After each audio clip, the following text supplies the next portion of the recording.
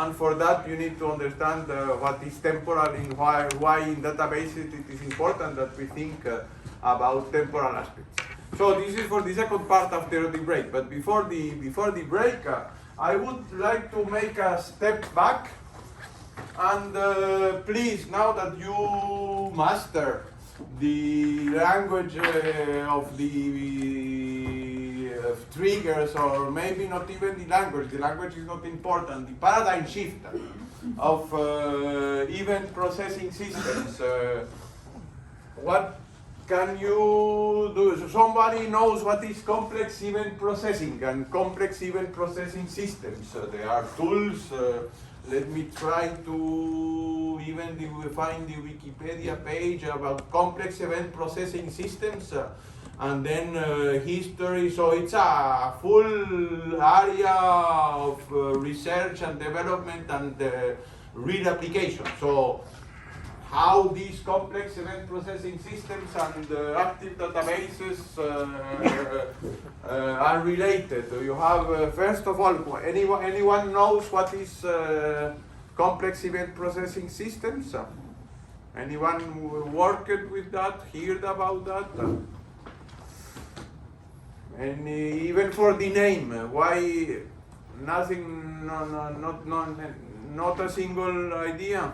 Complex event processing systems, as you can read there, is processing real-time events. I don't know, from time to time, now less and less, I received a call from the credit card company, and then say, have you bought tires last week in California? No, last week I was in Brussels. So somehow this company which is behind the management of the credit card transaction analyze all the stream of, imagine the thousands of millions of transactions per day of a credit card system, and then they need to identify events out of all these individual events, accumulate or make some state transition logic to determine as fast as possible the events that could be dangerous, outliers or whatever.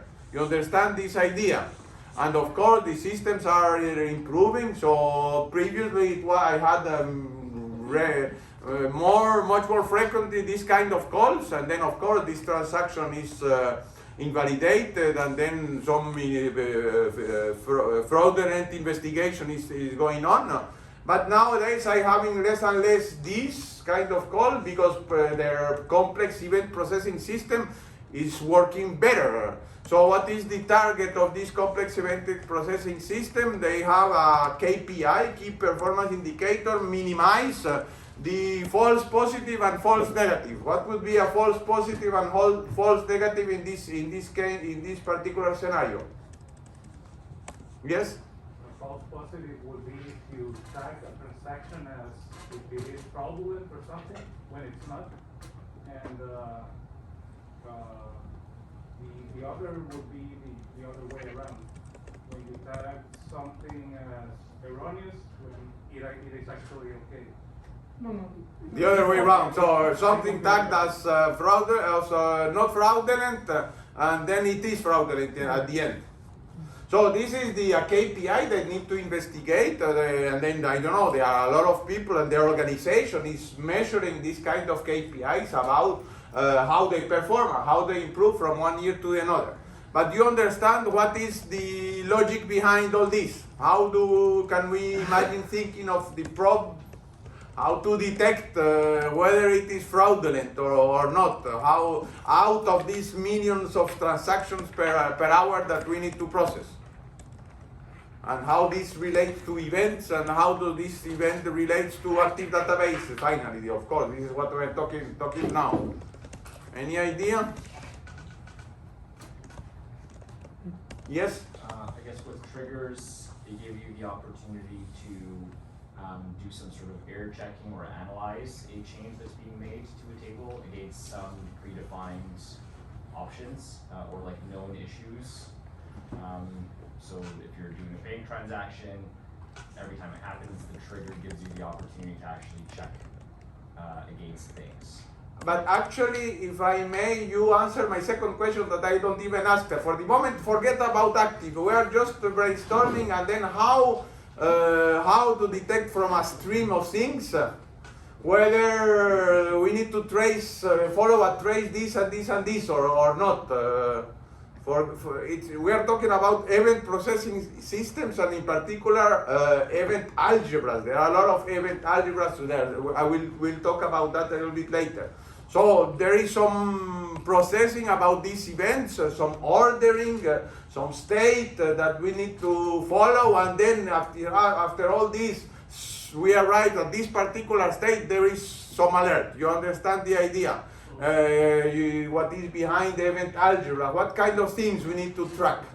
Imagine this example, or imagine, I don't know, a monitoring system in an intensive care unit in a hospital, or whatever kind of event that we are continuously tracking. Stock exchange data that we are collecting, whatever stream of data. Yes, yes. It's like a classification problem based on historical data you analyze, which can be... This is machine learning. We are not yet in machine learning. Yes, but a more pragmatic way. I mean, machine learning is the next step. But in order to tag or not tag, we need to follow what? We have a stream of events. Yes. Like there could be some same actions over some time period.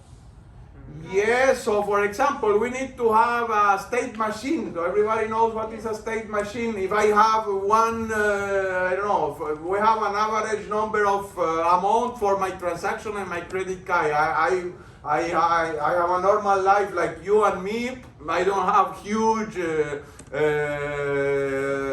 expenses with my credit card. And suddenly, one huge amount that happens in a country which I'm not. Of course, the bank account, and then another one in another place, and then another one in another place. So you know, it's a sequence of events with some algebra, some conditions, geographical conditions, timing conditions, amount conditions. So you need to define a complex event based on how these individual events have been accumulated on time during a time window. If during this time window I have this and this and this and this, and that event before and that event after, and then you know you need to identify what could be the trace of, or imagine the same thing for cybersecurity. If you have as many attempts of failure login on that machine, and then on a second one a similar, and then for a third one, so there is a pattern of how the events needs to accumulate a chain of events that could trigger or not something. You understand the idea of complex event processing system? Yes? Do we consider this also as a real-time solution? This is a typical case for real-time solution, yes. Uh-huh. So I mean, the stream, this is the kind of thing we need to immediately tag yes or no, this is a fraudulent transaction or no. This is on a stream, and stream databases are typically the case for real-time applications. So you get the idea of complex event processing systems are ways and languages to define which kind of events that make one outlier or one thing that needs further verification. Do you understand this idea? What is the meaning of complex event processing systems? Weather reports, traffic reports, stock market feeds, social media posts, text message. You can analyze this for whatever stream of data. And stream databases are one kind of thing that I don't know. Okay. No. How does this relate? Look at this. The CFP is complex event processing area roots in active database. So now reflecting on how to relate to our case. What is what kind of events we have in active databases? Insert, delete, or update. So this is the atomic events. Let's put it in this way. Can we have first an insert and then 2 deletes and then an update and then 5 minutes between the last update? Do we have this language here in active databases for doing that? No. So here we are a very particular case of very simple atomic events. If there is this atomic event, do something. So now you understand the link into active databases and complex event processing system. It's just the active database plus, where they have a much more rich event algebras to define when is an event is fraudulent, when an event is tagged as correct. And then there are many implementations. For example, in this particular, I just pick a random survey on complex event processing that I just found a few minutes before the lecture to give you examples. And then, of course, medical records as a typical example. Let me try to find a typical examples of queries. But what is important is here state-of-the-art in event processing systems and tools. There are Aurora, Borealis, there are tools for doing that. There are Telegraph CQ, and then even there are language. Look at this. This is a language SQL-based look at this, complex event processing, range interval following if there is one event and there's as much time before this event and the next event on the same stock exchange. So you have languages for doing that in complex event processing or in stream databases. Other example of systems, and what is important here is that this researcher proposed, look at this, it's funny. This paper proposed a simple, generic, and extensible framework for processing event streams of different types, and define a new language which is called BIP that implement this principle. So this is one particular event algebra that is proposed in this tool, based on the state of the art that they did in the existing tools. As another example, let me go here. So Espertech, just again, random thing that I found yesterday while preparing this lecture. Esper is let me put it a little bit bigger. It's not ideal when it's a complex event processing and streaming analytics available for Java, etc. And with Apache Zookeeper, etc., etc. But what is nice here is that they have a SQL. Let me find SQL code. SQL. Yes. An event processing language that implements and extends the SQL standard for enables rich expressions over events and time. So you understand the idea that here we are entering a huge domain that exists, and it's very important nowadays. We don't have time to go into the details of all this. In these 3 lectures, we have just touched the idea of a paradigm shift. All these systems need a paradigm shift. We are not thinking in procedural way of starting in this program from here and ending that. We have another way of programming which is like kind of robot swarms. Each trigger implements a little thing, or each program in this complex event processing system program do a very simple thing, and then you need to have a cooperative way that this work, all these systems work together in order to detect whether an event should be tagged as fraudulent or not. So this is just an intuitive introduction how these lectures on active database relates to a much bigger domain, which is stream databases. Some of you are doing the project in stream database, if I remember well, and therefore the people tackling this stream database for their project should build upon the thing that we have been seeing here, and how much the new system that you are, the new stream database that you are approaching and presenting extends this event, what kind of event language processing language is provided by this kind of tool. You understand the idea? So let's go back then to our lecture. No, this is for after. Applications. I will just cover, you have already covered the management of integrity constraints in the lab session. If I understood well, you have 3 lab sessions about active databases. Is it okay? And then we will start this Thursday, the temporal database. So you know already all these database active databases or triggers for integrity constraints.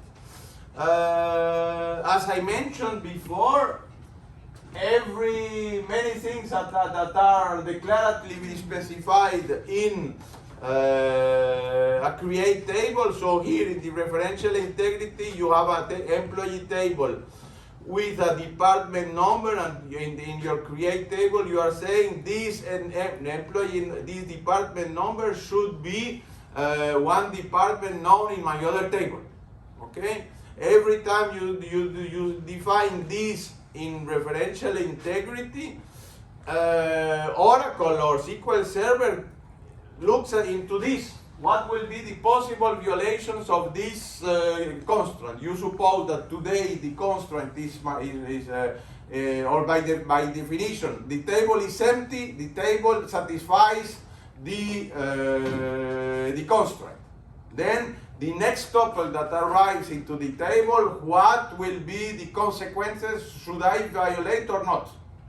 And you remember that depending of whether you have set default, set null, restrict or cascade in your referential integrity, there will be different rules. And so every time you write this in SQL Server or Oracle, there is an analysis of which will be the insertion, deletions, etc. And then probably SQL Server will generate something like this. When there is an inserted on employee table, or when there is an update to department number of the employee table, if there is one employee such that this department, the new values, look at this here, we are talking about the employee table, so we are not using the inserted or deleted table. So we are talking about the updated table. After the update, you remember that by definition, SQL Server triggers work after the update. So employee is now with the new values. And then if there is an employee in the table where does not exist a department with the same department number, there is a violation of the referential integrity, and then roll back.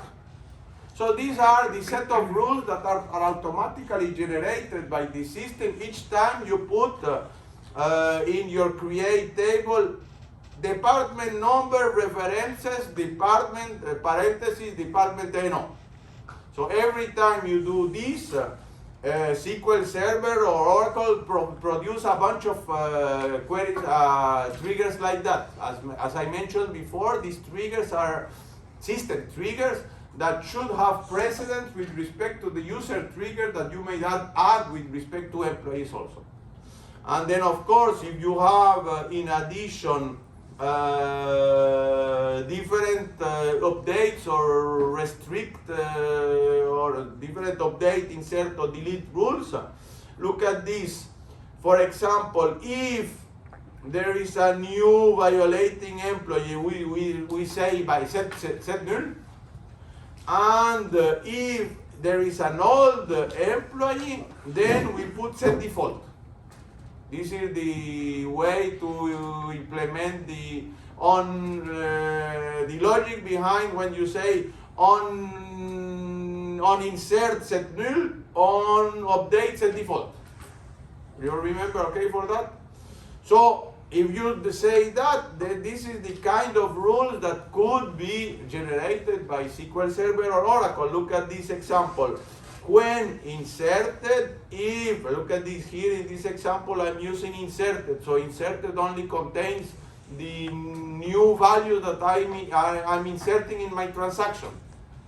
If in these 2 or 3 new employees that I just hired, there is at least one where the department is not there, then update the table employee and set the default department and null, but not for all employees, where the employee number is inserted and there is a violation of the integrity constraint.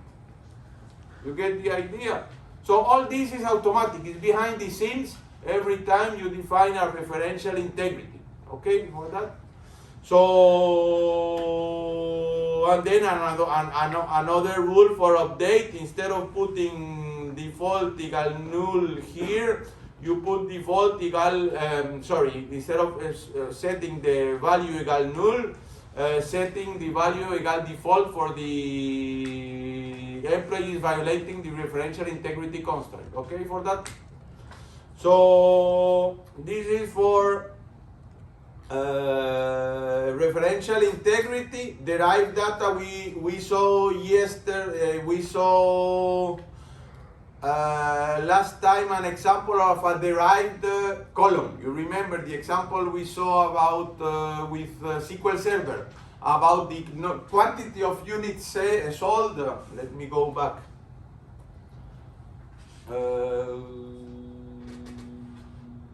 Yes, you remember this example we saw last week. We have this schema of Amazon-like example, and quantity sold is a derived attribute, a derived column. And here are the triggers. We discussed these triggers for the update for making automatically the calculation of this column. So now let's go into the more complex problem. Materialized views with rules. You know the problem we discussed with some of you that were this morning, that we need to do the materialized views, in particular in the data warehouse domain. And what is the problem with materialized views is that we have a few database tables that are stored on the disk. Out of these two, you create a view, and from this view, you can make it only a view which is virtual, and then there is no problem. But if you materialize this view, of course, you are also storing this view. And the problem is that when you modify here or here any tuple in this table, you need to recompute the new view, the value. And there are two possibilities, a refresh or incremental. Refresh means that suppose that there are 1 million here, 1 million there, and 500,000 here. You can throw away the computation and start from scratch. That's the easy way. That's the refresh. You throw away this and you compute it immediately. If it takes a few seconds, a couple of seconds, it's not a big deal. But if it takes half an hour, the user may not be happy. Therefore, in these cases, you need to go for an incremental materialization of this view. And as you remember, we said that create, when you say either materialize it or not, so this is your option, materialized view, and then you give a name, and then you put as, and you put a big SQL query that mixes all the table there. I mentioned that every tool has its problems, its limitations, what kind of things we can put there, whether you have aggregation or union of or. There are some keywords, SQL keywords that cannot be understood by Oracle or SQL Server to automatically produce all these triggers that will refresh this view. This is the idea. Each time you have a materialized view, you need to, that the database system generates a trigger for every one of these involving views. And if you add a new tuple here, you need to add the values, corresponding values there. Triggers, again, are the good way to do that, automatically.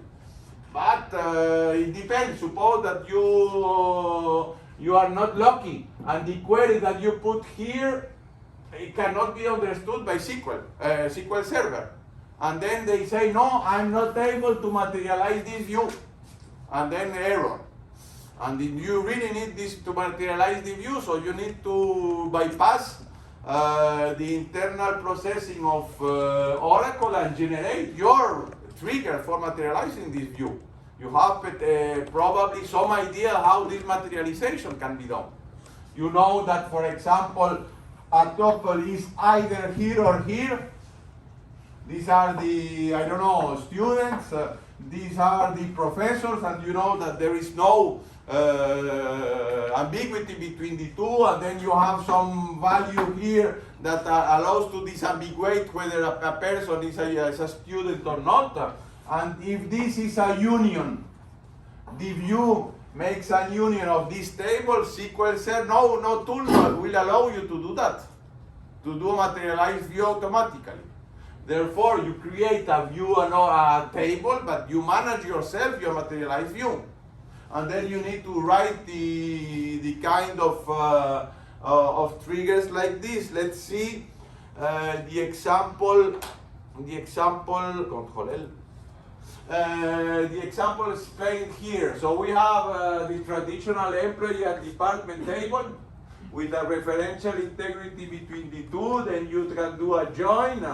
And then this view, can someone explain in simple words what is this view collecting?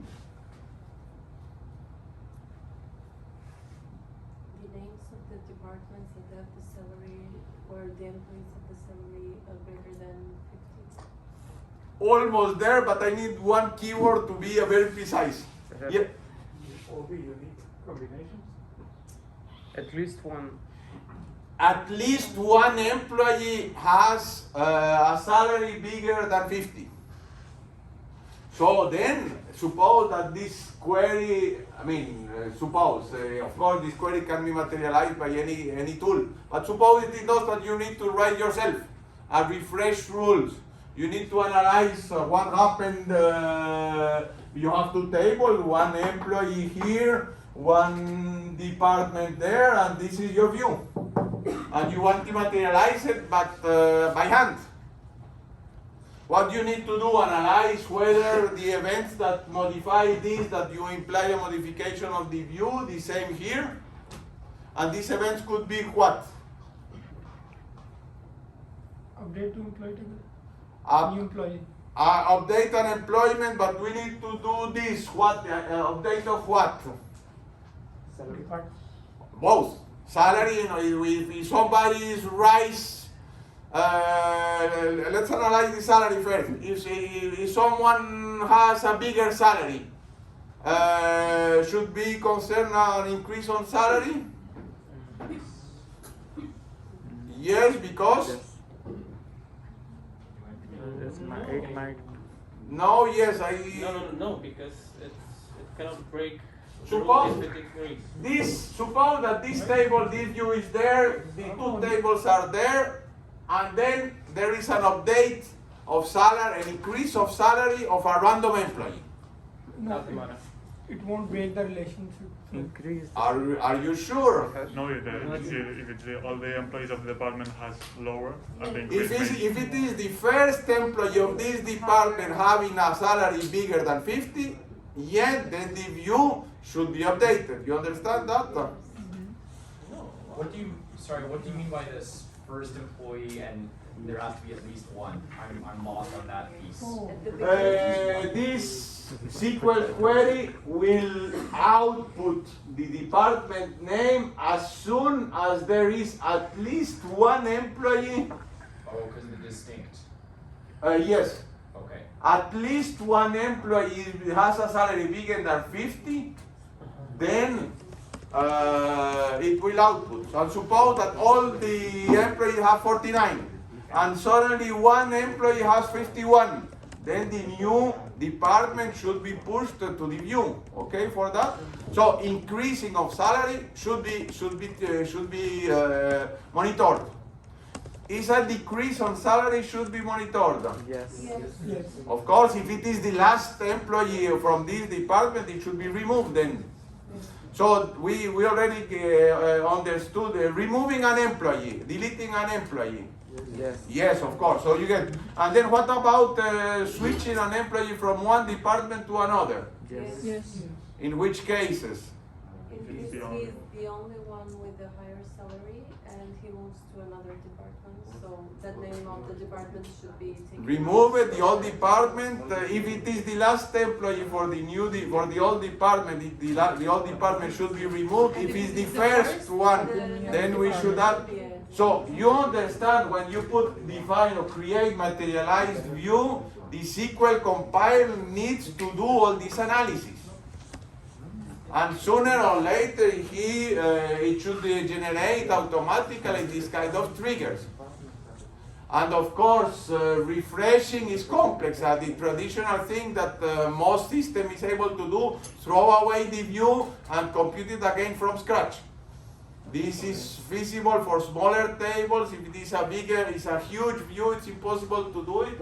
And then you need to do these kind of things. Look at this. If this is a refresh rules, so we throw away this is what the lazy database management system will do. Throw the view, compute it again. Copy paste the code that defining the view. This is the same code as this. So this is a simple trigger. Any database, even the laziest one, the poorest one can do that, of course. But now we need to do it could be an exercise how to do an incremental review of this view. You need to analyze whether it is the first employee, if it is last employee. You know, to all this manipulation in order to do an efficient way for generating these triggers. Of course, the triggers you will be writing by hand will be much smarter than whatever trigger PostgreSQL or SQL Server will generate. You understand? Because you invest time through the actual path of the data to produce an efficient SQL query. A normal compiler, it's a general method for whatever query, and obviously will be less efficient. Okay for that? So this is another example, replication. What is replication? Replication is repeating the data. So why should we, why are we talking about replication here in this context? Because somehow we can need to also do this replication through triggers. Typical case of replication, you have two varieties of replication, especially in the context of geographically distributed databases. You have the network and you have several sites. Imagine an international company as DHL or whatever, Courier, FedEx or whatever. We have a part of the database in Belgium, part of the database in UK, and part of the database in USA. Suppose that somehow, of course, the data for doing the logistics in all these systems, you need to access the data from one site to another. Okay for that? Now, there is a problem in the network link. What happened? I'm not able to have access to any of these other sites. I have a problem, but I need to continue to delivering and doing the logistics. What should I do? Then typically each site, there are two possibilities. If you work in the asymmetric replication, we have one primary copy. So we have selected summary of this information that we are pushing to the other sites, so they can continue working, even if they are disconnected from the network. So basically, from time to time, all this summary of this we are sending through the network to all the other systems. Why? Because when I'm disconnected, I have a local copy of the information I need from Belgium, from the UK, etc. And therefore, even if I disconnected, of course I don't have the latest version, but I have a recent enough version that allows me to continue working until I get the connection ready. Okay. For this idea, primary replication. The more complex system is the symmetric replication, as the typical case into ATM systems. As you have seen here in the ATM, when you put that ULB, you ask for 50 euros. They have a local database that is connected through the network to the branch, to the headquarters of your bank, ING, and then in addition here you have another copy at the XL branch of the ING. And at the same millisecond, you can have one from husband and wife, the husband taking 50 euros here, and the wife asking 100 euros here. So here we cannot go through primary copy and read-only copy, and secondary copies are read-only in the first case here.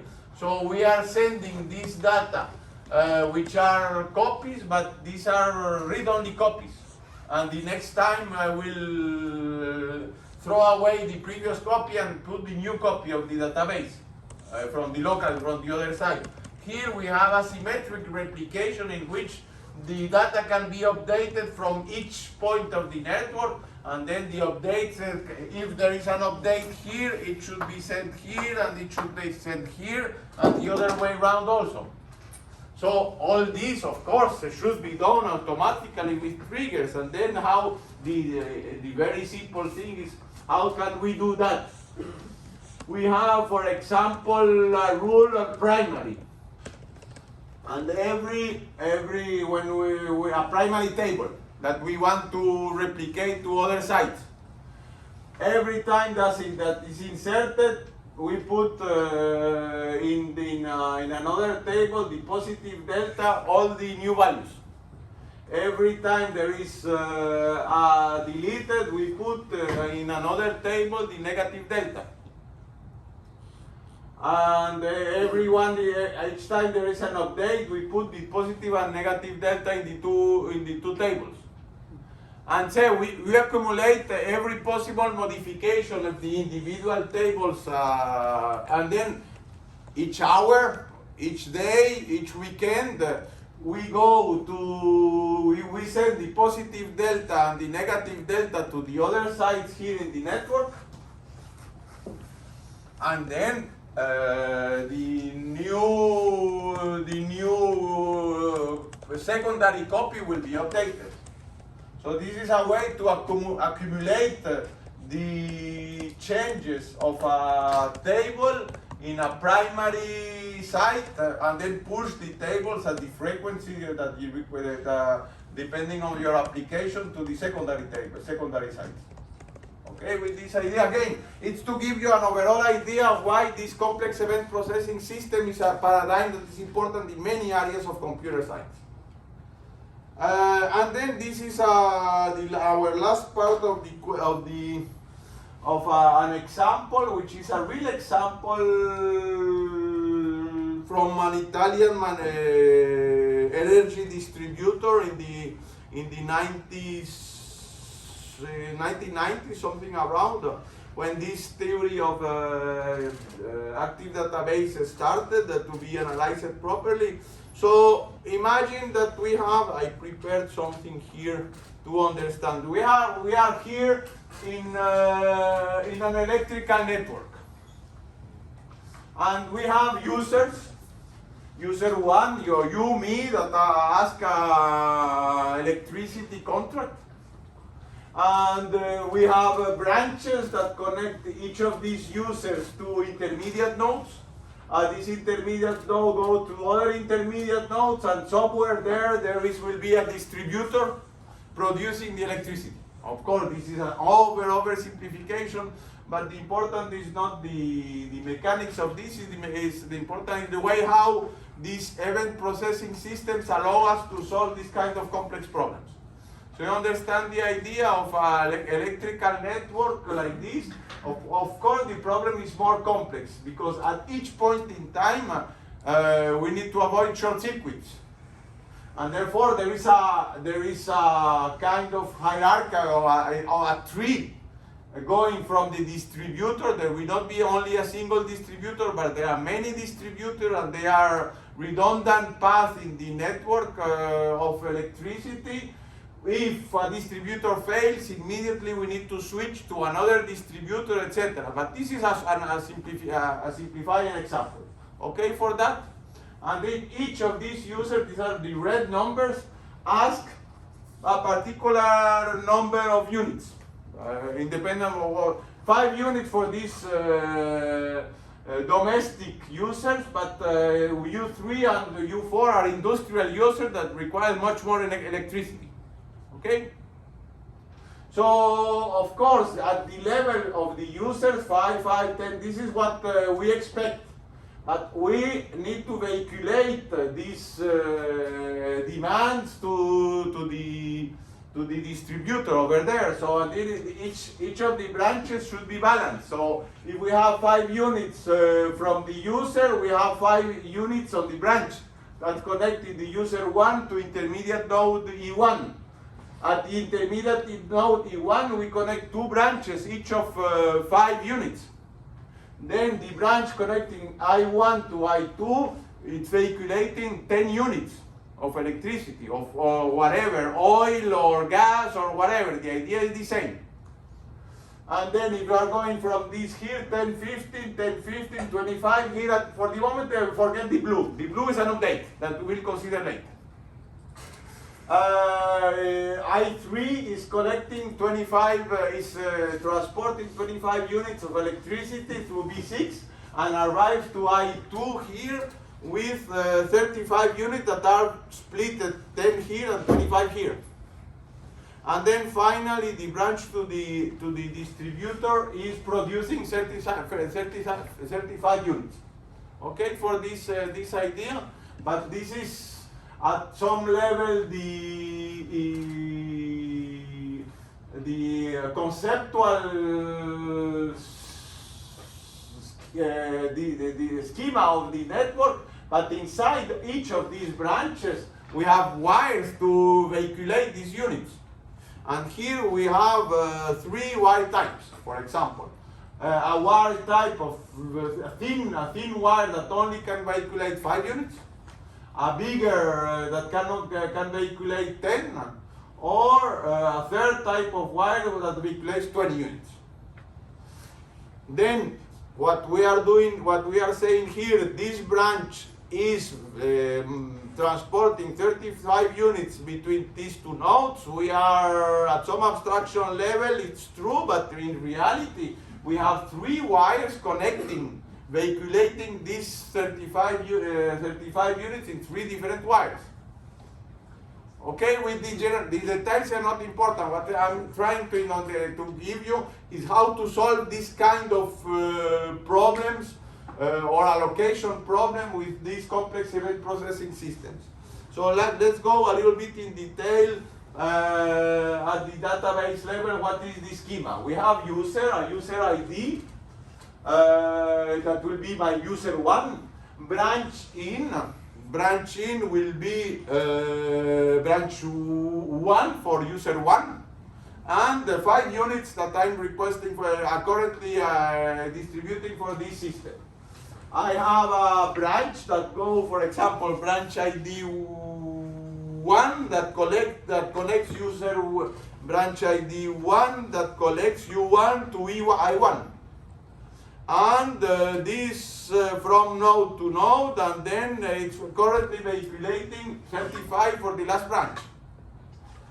We have nodes, nodes, for example, intermediate node here, nodes that goes that is connected to a branch and show how many power it's currently vehiculating. We have distributors. Distributor will be the one here that is currently producing 35 units, but he has a maximum potential of 35 of maximum power that he can produce. And in the example here, we will see that this distributor is at the full capacity. We cannot add more users. And then what happened with when we add a new one? This is the issue. And then we have the wires, a wire ID. We have the wire 1, 2, 3 here, which is in this branch. So you are saying that these 3 wires belong to branch 7 of wire type. Here we have type 1, type 2, and type 3. And how many power I currently vehiculating to this through this branch. And then we have the wire type with the maximum power. Okay for that? So this is a schema. Let's see how active rules can be used to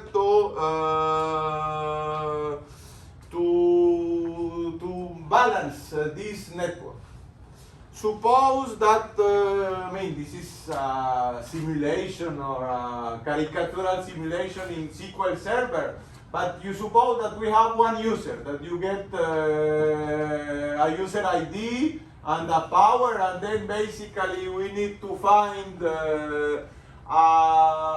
get the new user ID, get the branch ID, get a new wire type, and then insert this value, connect the new user. So this is the kind of procedure that you will use when you have a new user here, of course. Then suppose that this guy, the distributor 1, is not at the maximal power. Suppose that it has a maximal power of 35, of 50. Then adding 5 additional units here, it can be accepted, okay? But then I need to propagate these 5 here from the user to the branch. Then I will need to propagate from the branch to the intermediate node, that there will be an update to 25 to 30. Then I need to update this to the next branch, B6 now will be 30 here. I need to add 5 here in the I22 to give 40, 40 arrives at the distributor, and I say, yes, I can afford to produce 5 units more. So this is the kind of thing we are going to do with the triggers. And the same when this guy asks less or more units, or when you want to disconnect some user, whatever modification of this network need to go to the end, to the distributor. And if it's the distributor, okay, we need to balance the new requirements in new wires. Okay, so let's see and allow these triggers. First of all, suppose that this 35 is the maximum capacity. And at the same time that this user is asking 3, suppose that either another user will request 5 units less, or a new user or a U1 or U2 will be disconnected. At the end of the transaction, we will finalize with 35, okay? But we need to do that in the right order. If we ask first new additional value, the distributor will say, no, I'm full. So you need to process first the liberation of resources, and then in a second step, when you free all the resources of the current transaction, you need to connect the new user or increase the new the values of the, and then verify whether after liberating resources putting the new resources, you end up with a distributor that is able to honor the new requirements. Okay, with this idea, so here we have the first thing to do, if a user requires less power, propagate the branch, the change to its input branch. So the idea, we have 10 triggers for doing that. We have T1, T2, T3, and T4 that concerns less power. And then we need to write other triggers the same for more power, increase on power, and then to order these triggers to make that the decrease of power will be executed first. So in essence, you will have T1, T2, T3, and T4 that are only requesting whether the power is bigger than the requested, and the same T5, T6, T7, and T8. The only thing that changes is design here.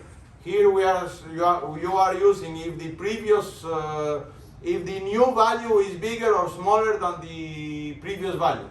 Okay, for that. So this is the overall structure. Let's start a little bit into the details. So if the user requires less power after an update of this user, what we do, update branch, we set the power is equal the current power minus the resources we liberated. You get the idea? So for example, here this user requires from 15 to 10. I update the 10, and then I push. It's a domino effect. I push to the next level of the network. So I push -5 here. When I update this -5, I push to the next domino and then update this to the intermediate branch. I push to the other branch intermediate node. I push to other node -5. I arrive here to the next domino here to 30. I arrive here to 30, and I liberate these 5 units. Okay? So each trigger push the update one step further. Okay? So you get the idea. We have this that pushing from an update of user to an update of branch. Then an update of node that will be an intermediate node from the forthcoming branch. Then if we have this for a branch, the same idea, we propagate to the next node. And then finally we end up from pushing from a branch to the distributor. So we arrive with these 3 triggers, domino effect, we arrive to the distributor D1. Then what do we do? Power is select minus all the power that we liberated.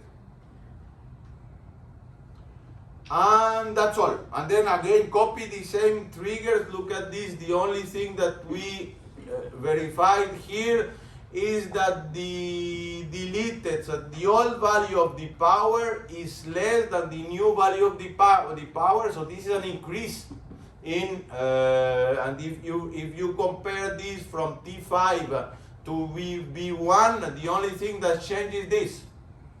In this case, we are taking care of the less power. In this case, T5 is taking care of the increase of power. So again, we push to the next level of the domino. We arrive here to the distributor, and then here we are increasing. Update distributor, and then we are pushing to the distributor, and then we arrive to the distributor. If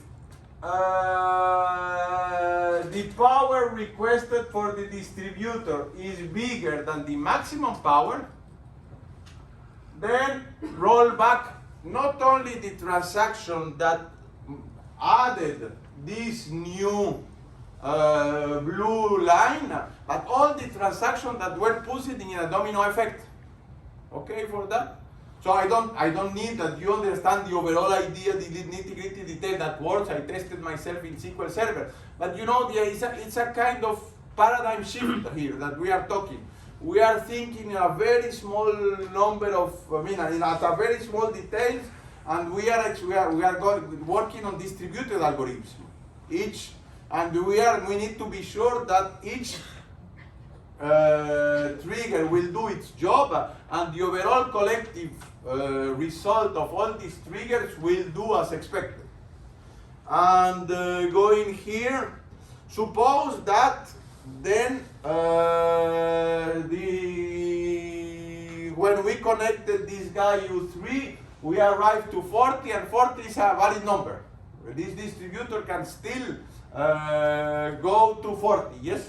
How is rollback bounded? How does it know when start rollback, when stop rollbacking? It's very easy. When you output in SQL Server or in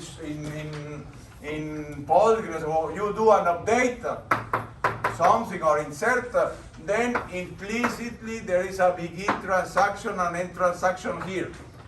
Oh, okay. And there, in this transaction triggers all these domino effects, all these modifications will be inside this transaction. Doesn't matter how many triggers I will put there. No, doesn't matter. Of course, this is the simplest case. In the real application, we have many things, a huge transaction, registration of your academic year at ULB. You have a lot of transactions, a lot of updates of the academic year, program, option, optional course, etc. All this in a single transaction. So all this insert, update that you will be find here will be encapsulated. And see, sooner or later you have a trigger that makes that a constant is invalidated. Not only this will be invalidated, but everything that was done by the trigger will also be invalidated. Okay?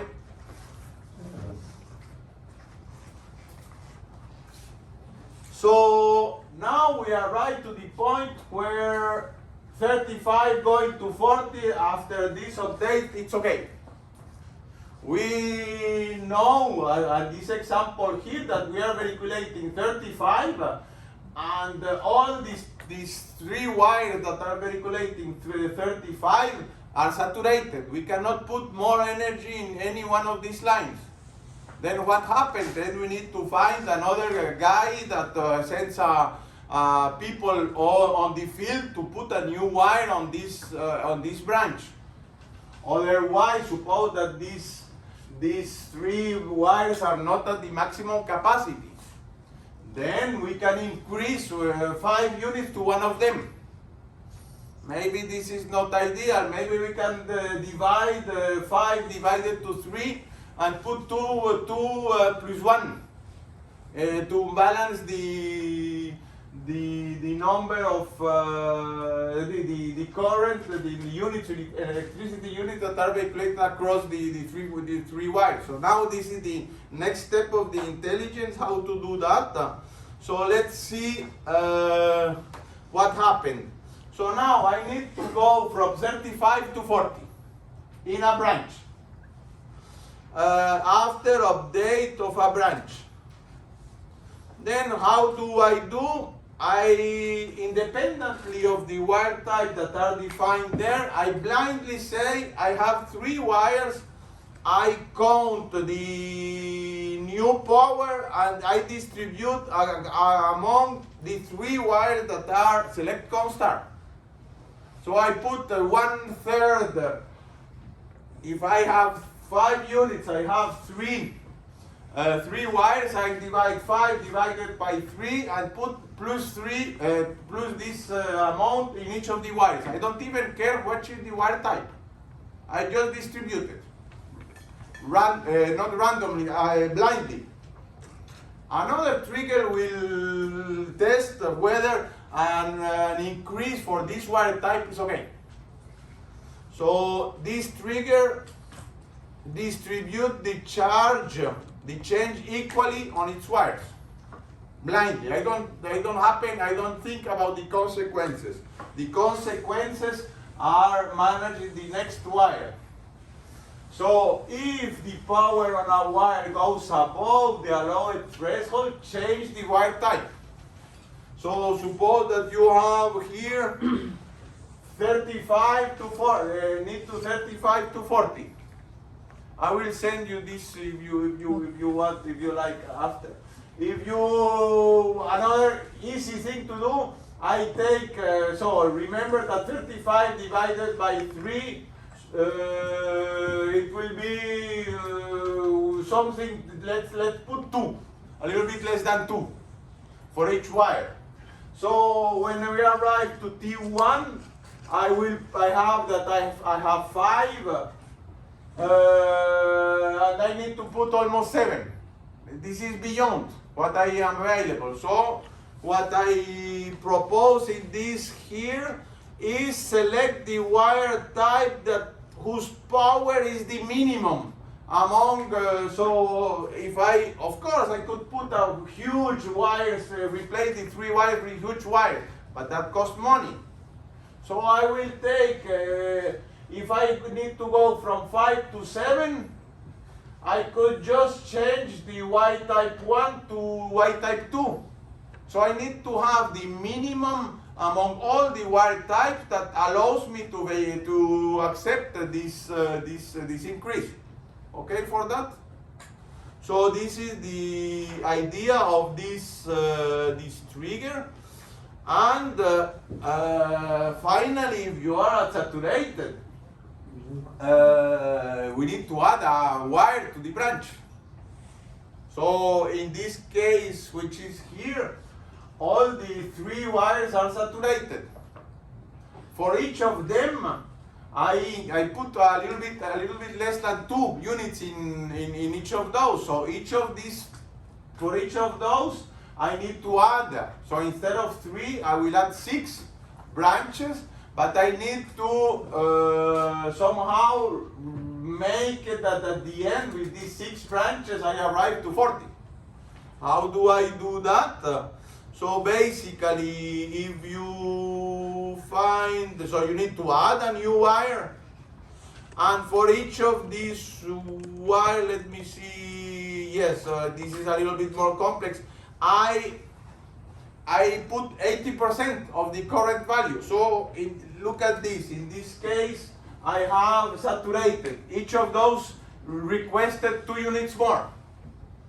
For the first one, I can go from 5 to 10. Then it's okay. It was already solved by changing the wire type. For the second one, okay. From 10 to 12, I can switch to the next level. But for the 20 with W3, I'm already saturated. Plus 2, I cannot. So I need to add a new wire and divide between this wire, the new wire, and the W3. Put this one at 80% of its current value and put the 20% of the new wire. You get the idea? I mean, these are business rules. It's independent of the active database. This is how a possible way to solve this balancing, I mean, a simplistic way to solve this balancing of the electricity network. Yes? Just that idea of like the divide by 3 and this 80%, like you said, it's fully driven. There's no real like SQL logic to this. This is just fully driven by the business says this is how we want our wires to work. Yeah. Right? Okay. But the idea, what we are trying to illustrate here in a very intuitive way, we don't need to get into details. If the power of these things with, I don't know, a few lines of SQL, we were able to solve an automatic way to balance this network. Okay, for that? Suppose that after these 3 lectures, you are convinced that you never again will use triggers in your life. Okay? Suppose. Yeah, you have perfectly right to do like this. What are your alternatives to solve this problem? You have this, and you need to write a program that solve all the possible things that in whatever your preferred language, Java, C++, C Sharp, Python, what is the alternative if you do not want to use complex event processing systems? So just select, get data from database and like just check it ourselves. It's Yeah, but I will exactly like this. But what? How would you write? Check it by yourself in Python. Go a little bit or whatever your preferred language. so whatever. If I want to add U reader. Oh, sorry, it's U5. It's a copy paste error. It's U5, of course. All right. Then I'm getting all the maximum limits on the way to the distribution. But before that, you need to store the network. And what kind of data structure you'll use for? We'll store all the time on graph. Sorry. You can use a graph. Then we need to begin to do graph processing. And then find your library for graph processing and how to determine, etc. And then do graph algorithm. Do you know, have you ever worked with graph algorithm? It's complex. You need to do a lot of thinking about whether it is depth first or breadth first, and recursivity of graph, etc. All this is very complex.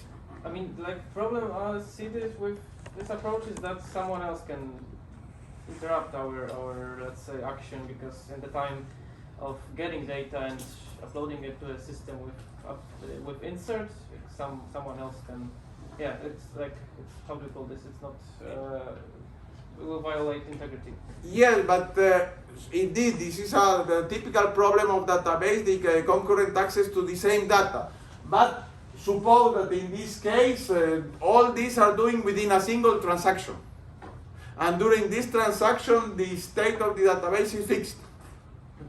Because otherwise you cannot think about the consistency of your final result if you need to think about what other else. You put this, if this happened, then you push and of course during this transaction no other users will use this data. It can modify other parts of the database, but this data will be accessed read-only for you, write-only for you. This is why are the locks in the transaction processing. So from that perspective, you can suppose that you are working alone. So my idea in this motivation for the active database and complex event processing systems is that either you want to do this by doing a very hardcore graph algorithm and then verify that your graph algorithm do not loop forever, etc. You have the same problem here. If you are going to, and the ensuring that all these triggers terminate.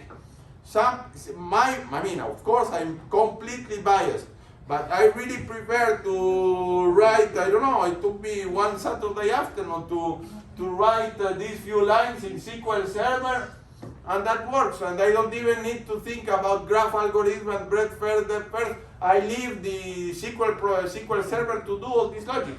Yes? So this is just maybe like a basic question, but is SQL the only way for me to interact with databases? Like, let's say I'm not interested, this is complicated, I want to do some high-level business stuff. Can I just go in with R or Python, write my own R Python because I understand the language, and have it just translate out to SQL and it just does magic under the hood? Or will I always have to know SQL to do this level of? It depends on where do you want to do the processing. First, you need to represent the network somewhere.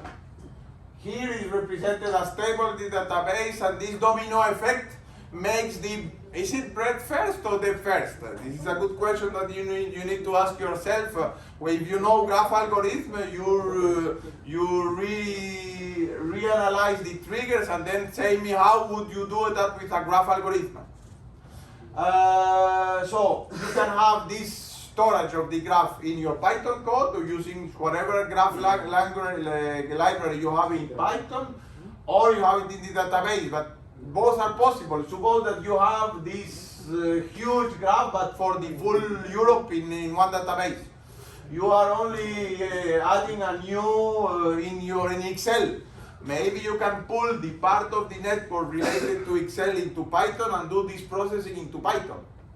And then do this balancing and then push back again into the database the new updates. That could. The issue becomes if I'm dealing with big data, then I'm having to pull large amounts out, do my stuff, and push large amounts back in, as opposed to just going directly to the source, subsetting, and not having to copy paste a bunch of times. This is the traditional issue in now until now. People doing analytics, pump something from the database, do the analysis, and show a nice Tableau kind of visualization. Until now, it was. Until not so a few decades ago, it was okay. But the problem now is big data. Your local PC will, even if a use server working with Python, very slow, and in addition, not enough memory. So more and more, the machine learning are being pushed into the database to do basic processing into the database, and then do less and less on Python, because of the size of data. Python is an amazing language with an amazing set of libraries. But if you have big data, when you have performance problems, you need to go back to, I don't know, more hardcore language, difficult to master, C or whatever, but on a server instead of working on the client. Does this somehow summarize my message to go away from this 2 or 3 lectures is we are not talking about simple triggers. We are talking a new paradigm shift. Unfortunately, we don't have time to go to stream database and look compare the stream database and which kind of event algebras I propose, each tool proposed, whether these algebras are based on which mathematical formalism. Some formalisms are richer than others in the expressive power. So there is a huge domain that we are not covering, but it's a new paradigm shift that I wanted to introduce through this trigger example. Any other question? I have a question. I didn't really understand the rollback. So basically, when we said that we're doing domino effects with the triggers, so are the triggers ever end? Do triggers ever end, or we wait for all of them to suppose recursively? Suppose that this 135 is the maximum, yes, is the maximum capacity, and that in the same transaction you put this blue one and you remove 5 somewhere else. Yeah. So we push the. Suppose we only do the first one. But is it like in recursion, so that everybody is open and then everybody closes? For example, if we push, if we only have the blue update, we push until then. The update of the user was this connection, the blue one. Yeah. All the domino effect were done by the triggers. We end up at the 35 going 40, impossible, then we throw away all the modification, the user and the triggers. Okay, so basically the rollback that we will call at D1 will close everybody. Okay, I mean, with the transaction we discussed here. Yeah, okay. Here you have a single transaction, add the new user, and a rollback somewhere there will remove all this, and then, okay for that? So let's have a break, a 10-minute break, and then we start with the new lecture on temporal databases.